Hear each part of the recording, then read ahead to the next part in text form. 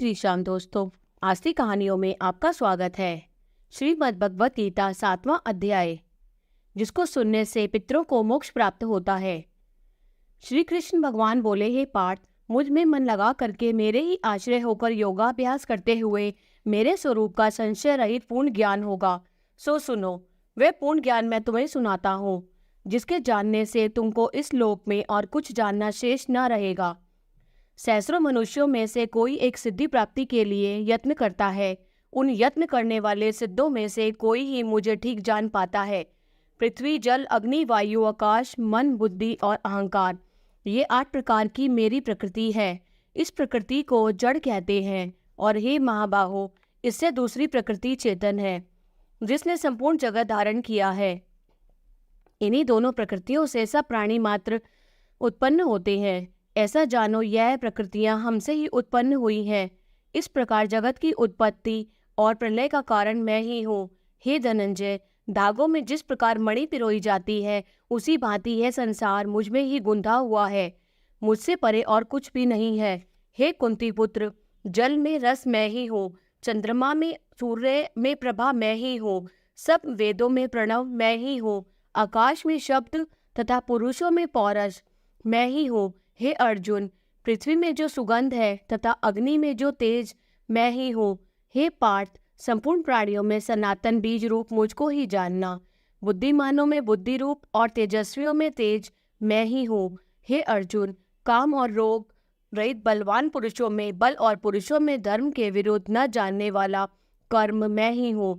जितने सात्विक, राजस, तामस पदार्थ हैं, वे सब मुझसे ही उत्पन्न हुए हैं, परंतु उनमें मैं नहीं रहता हूँ। ये सब मुझ में ही है। सत्य, रज, तम, ये तीनों गुणों के प्रभाव से ये सारा संसार मोहित रहता है। इस कारण यह इससे परे मुझ अव्यय व्यय परमात्मा को नहीं जानता। मेरी यह गुणमयी और दिव्य माया अत्यंत दुष्कर है। जो मुझको अनन्य भाव से बसते हैं, वे इस माया को पार कर जाते हैं। जो पापी, मूढ़, नराधम माया ने जिनका ज्ञान हर लिया है और आसुरी भाव ग्रहण किए हुए हैं, मुझको नहीं पाते।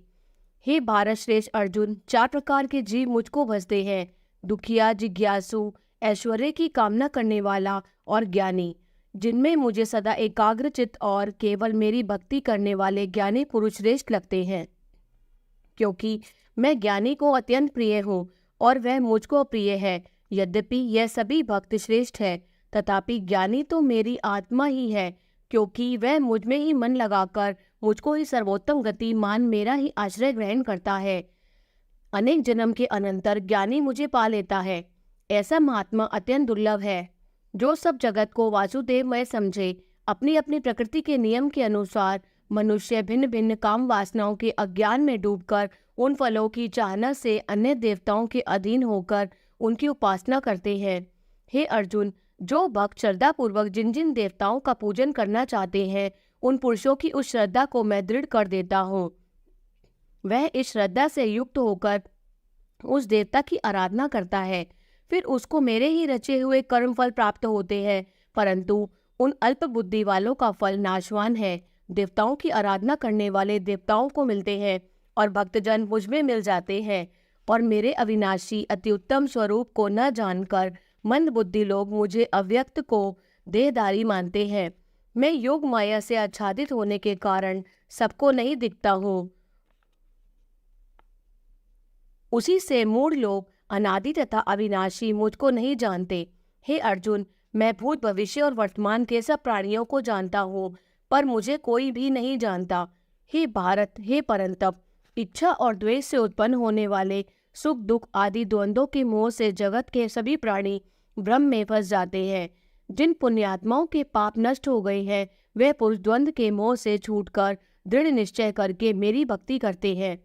जो मेरा आश्रय लेकर जन्म मरण के दुख दूर करने के अर्थ में प्रयत्न करते हैं, वे पुरुष ब्रह्म, आत्मज्ञान और संपूर्ण जगत को जानते हैं।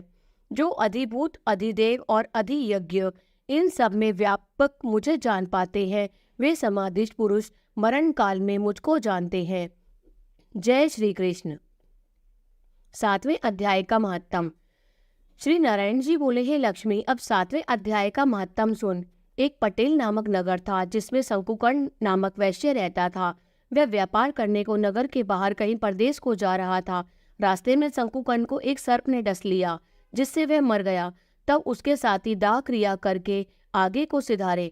जब लौटकर घर में आए तब उसके पुत्र ने पूछा, मेरा पिता शंकुकर्ण कहाँ है? तब उन व्यापारियों ने कहा, तेरे पिता को सर्प ने डस लिया था, सो वह मर गया, और यह पदार्थ तेरे पिता का है, सो तू ले। पुत्र ने कहा, जिस सर्प ने मेरे पिता को काटा है मैं उसको मारूंगा। उन व्यापारियों से कहा, चलो वह ठौर मुझे बताओ जहाँ मेरा पिता शंकुकर्ण मरा। व्यापारियों ने वहां ले जाकर खड़ा कर दिया। देखा तो वहां एक वामी है, जिसे वह कुदेले से खोदने लगे। जब छेद बड़ा हुआ तो वहां से एक सर्प निकला। सर्प बोला, तू कौन है? मेरा घर क्यों खोदता है? उस बालक ने कहा, मैं शंकुकर्ण का पुत्र हूँ। जिस सर्प ने मेरे पिता को मारा है मैं उसको मारूंगा। तब सर्प ने कहा, हे पुत्र, मैं तेरा पिता हूँ, तू मुझे इस अधम देह से छुड़ा और मुझे मत मार। यह मेरा पूर्व जन्म का कर्म था, सो मैंने भोगा। तब पुत्र ने कहा, हे पिता, कोई यत्न बताओ जिससे तुम्हारा उद्धार हो।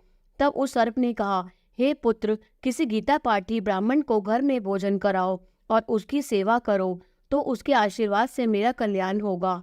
तब उस बालक ने अपने घर पर उस नगर में जितने भी गीता का पाठ करने वाले थे उन सबको बुलाकर श्री गीता जी के 7वें अध्याय का पाठ कराया और उनको भोजन करवाया। तब उन ब्राह्मणों ने आशीर्वाद दिया।